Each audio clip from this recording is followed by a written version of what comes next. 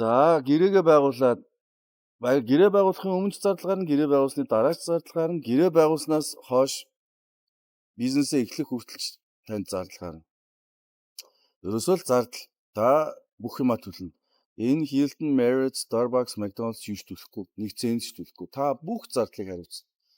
Энийг та өөрчилж тооцоод ерөнхийдөө cash flow бэлтгэсэн байж энэ бизнес руу орохгүй бол гэрээ байгуулсны дараа ямар нэг байдлаар мөнгө олно гэдээ ингээ явах юм бол тэрийг амжихгүй болоод тэгээд нөгөө гэрээний дагуу гэрээгээ зөрчсөн зөрчил рүү ороод маш өндөр торгуулд орно.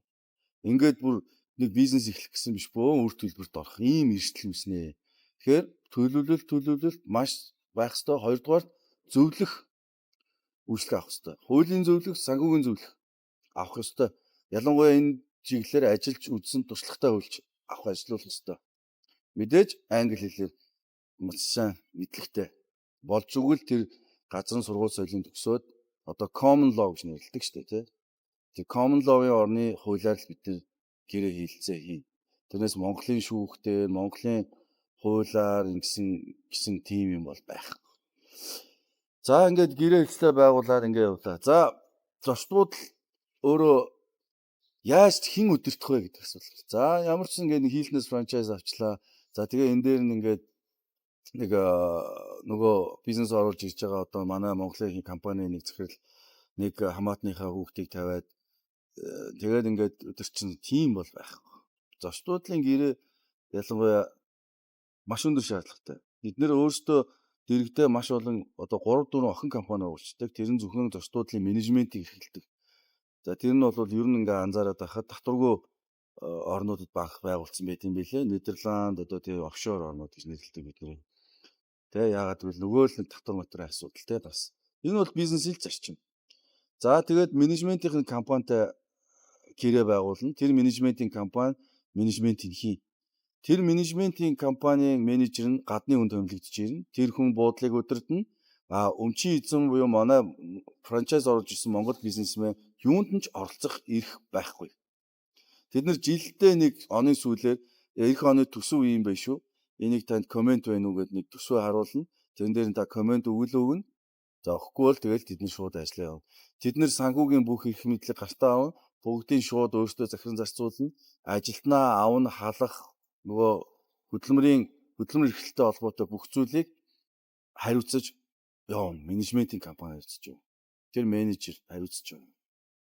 Тэр өмчийн эзэн юу их юм гэж тэ асуулт. Та мөнгө төлнө. Нэгдүгээр ашигтай ажиллаж чадвал тодорхой хэмжээний ашигын төлөв. Ашиггүй ажиллаж чадвал ашиггүй байх юм бол гарч байгаа бас зардлаас хуваалцна. Ерөөсөө л ийм зарчим. За тэгэхээр нэг асуулт гарах байх л та. Тэгэхээр энэ менежментийн компани ашиггүй ажиллуулчихвал эдгээр чи яаж хариуцлага тооцсон юм бэ? Энэ бас хариуцлага механизм байгаа. Энд бол нөгөө л нэг буудлын бүр эрх зүй гэж баг хэлэхээр тий. Hotel law гэж нэрлэн тий. Hotel law, hotel agreement-ээр мэргэжсэн хүмүүс бол ойлгоно. Энд яаж хариуцлага тооцдгийг.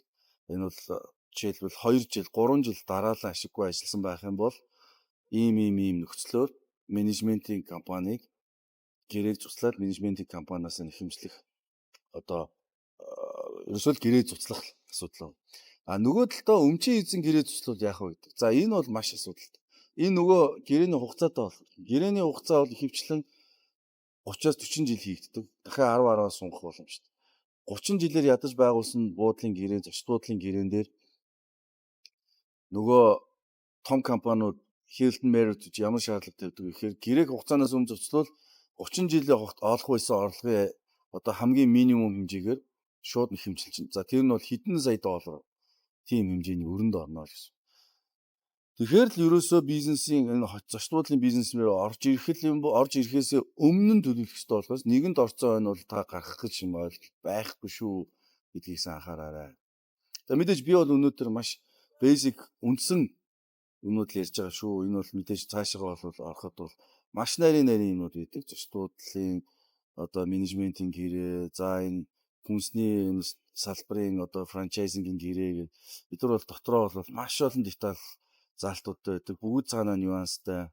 Зөвхөн төлбөрийн асуудал гэхэд л нөгөө том компаниуд чинь менежментийн төлбөр, За base royalty, incentive royalty гэдэг ингээд marketing fee гэдэг ингээд маш олон зардлыг ингээд гэрээнд тусгасан байдаг. Тэгэхээр тэр болгоныг та бизнес одоо энэ франчайз оруулах гэж сонирхож байгаа манай бизнесмэнүүд бол бүгдийг анхаарч зөвлөгөө авч тэн дээр одоо нухацтай хандаж явах нь зүйтэй. За энэ удаадаа ингээд дуусгая.